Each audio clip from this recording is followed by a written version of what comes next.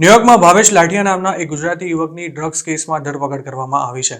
Department of justice દ્વારા જણાવાયા અનુસાર ભાવેશ પટેલ અને ભાવેશ ભાઈના નામે પણ ઓળખાતા 36 વર્ષના આ યુવકની શનિવારના રોજ ધરપકડ કરાઈ હતી. આ કેસમાં સુરતની રેક્ઝ્યુટર કેમિકલ્સ અને એથોસ કેમિકલ્સ નામની બે કંપની પર અમેરિકામાં ઘાતક ડ્રગ ફેન્ટનિલ બનાવવા માટે વપરાતા કેમિકલ્સને સ્મગલિંગ કરવાનો આરોપ મૂકવામાં આવ્યો છે. ભાવેશ પટેલ રેક્ઝ્યુટર કેમિકલ્સનો ફાઉન્ડર અને સિનિયર એક્ઝિક્યુટિવ હોવાનું જણાવાયું છે. ભાવેશ પટેલને અરેસ્ટ કર્યા બાદ કોર્ટ સમક્ષ હાજર કરવામાં આવ્યો હતો અને હાલ તે જેલમાં બંધ છે. તેની સામે આગામી દિવસોમાં ટ્રાયલ પણ શરૂ થશે. તેના પર ફેન્ટેનિલ જેવું ઘાતક ડ્રગ્સ બનાવવા માટે ઉપયોગમાં લેવાતા કેમિકલ્સ અમેરિકામાં મોકલવાની સાથે સાથે તેને ડિસ્ટ્રીબ્યુટ કરવાનું કાવતરું રચવાનો આરોપ મૂકવામાં આવ્યો છે. ભાવેશ પટેલ 2022 સુધી એથોસ કેમિકલ્સમાં ડિરેક્ટર તરીકે કામ કરતો હતો. આ કંપની છોડ્યા બાદ તેણે રેક્ઝ્યુટર કેમિકલ્સ શરૂ કરી હતી. પ્રોસિક્યુટર્સના જણાવ્યા અનુસાર આ બંને કંપનીઓ સુરતમાં આવેલી છે. તેમના દ્વારા મેક્સિકો અને અમેરિકામાં જે કેમિકલ્સ મોકલવામાં આવતા હતા તે ફેન્ટેનિલ બનાવવા માટે ઉપયોગમાં લેવાતા હતા. આ ડ્રગ હેરોઇન કરતાં 50 ગણું જ્યારે મોર્ફિનથી 100 ગણું વધારે નશીલું છે. પ્રોસિક્યુશનનો એવો પણ આક્ષેપ છે કે આ બંને કંપનીઓ અમેરિકા મોકલવામાં આવેલો માલ પકડાઈ ના જાય તે માટે તેને મિસલેબલિંગ પેકેજીસમાં મોકલતી હતી તેમજ કસ્ટમ્સ ફોર્મમાં પણ ખોટી માહિતી આપવામાં આવતી હતી. આ સિવાય તેમના દ્વારા બોર્ડર ક્રોસિંગ્સ પર પણ ખોટા ડિક્લેરેશન આપીને માલને અમેરિકા તેમજ મેક્સિકોમાં ઘુસાડવામાં આવતો હતો. રેક્ઝ્યુટર કેમિકલ્સ દ્વારા જૂન 2024માં ન્યુયોર્કમાં એક પેકેજ મોકલવામાં આવ્યું હતું જેના પેકેજિંગમાં કેમિકલ્સને વિટામિન સી સપ્લિમેન્ટ્સ તરીકે દર્શાવાયા હતા. જ્યારે બીજા એક કેસમાં ભાવેશ લાઠિયાની કંપનીએ જાણી જોઈને ફેન્ટેનિલ બનાવવા માટે વપરાતા કેમિકલને એન્ટાસિડ તરીકે દર્શાવી ઇન્ડિયાથી મોકલ્યું હતું.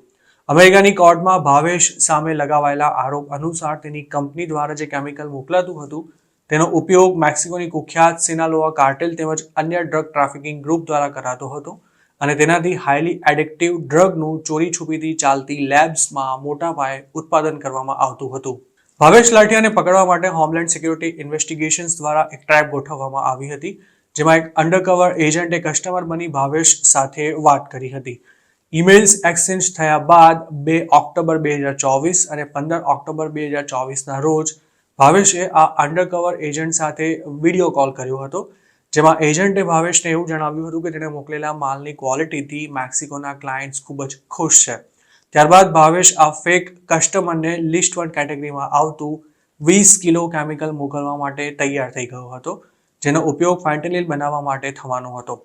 આ જ વિડીયો કોલ દરમિયાન ભાવેશે એવું પણ જણાવ્યું હતું કે ભરતા સળતા લેબલિંગથી કેમિકલને પોતે અમેરિકા મોકલાવી દેશે. આરોપી ભાવેશે 20 કિલો કેમિકલનું કન્સાઇનમેન્ટ 23 નવેમ્બર 2024ના રોજ ઇસ્ટર્ન ડિસ્ટ્રિક્ટ ઓફ ન્યુયોર્કમાં મોકલ્યું હતું અને તેના પર એન્ટાસિડનું લેબલ લગાવવામાં આવ્યું હતું. આ સિવાય ભાવેશ પટેલ 20 ફેબ્રુઆરી 2024ના રોજ 100 કિલો કેમિકલ મેક્સિકોના એક ડ્રગ ટ્રાફિકરને મોકલી ચૂક્યો છે જે ડ્રગ ટ્રાફિકિંગ ઓર્ગેનાઇઝેશન સાથે મળીને ફેન્ટેનિલનું ઉત્પાદન કરતો હતો. સુરતનો ભાવેશ પટેલ અમેરિકા ક્યારે પહોંચ્યો તેની કોઈ ચોક્કસ વિગતો ઇસ્ટર્ન ડિસ્ટ્રિક્ટ ઓફ ન્યુયોર્કના એટર્ની બેરોન પેસ દ્વારા જાહેર કરવામાં નથી આવી.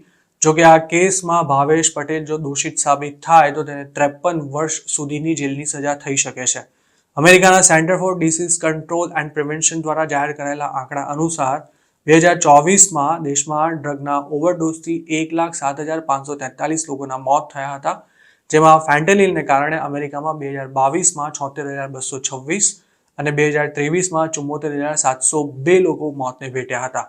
બીજા નશીલા પદાર્થની સરખામણીએ ફેન્ટેનિલ સસ્તું તેમજ ખૂબ જ સ્ટ્રોંગ હોવાથી અમેરિકામાં તેની ડિમાન્ડ જબરજસ્ત વધી રહી છે. 2024ના પ્રેસિડેન્શિયલ ઇલેક્શનમાં પણ ડ્રગ્સનો મુદ્દો જોરદાર ઉછળ્યો હતો અને ટ્રમ્પે મેક્સિકો તેમજ કેનેડા બોર્ડર પરથી અમેરિકામાં ડ્રગ્સ ઘુસાડવામાં આવતું હોવાના દાવા પણ કર્યા હતા.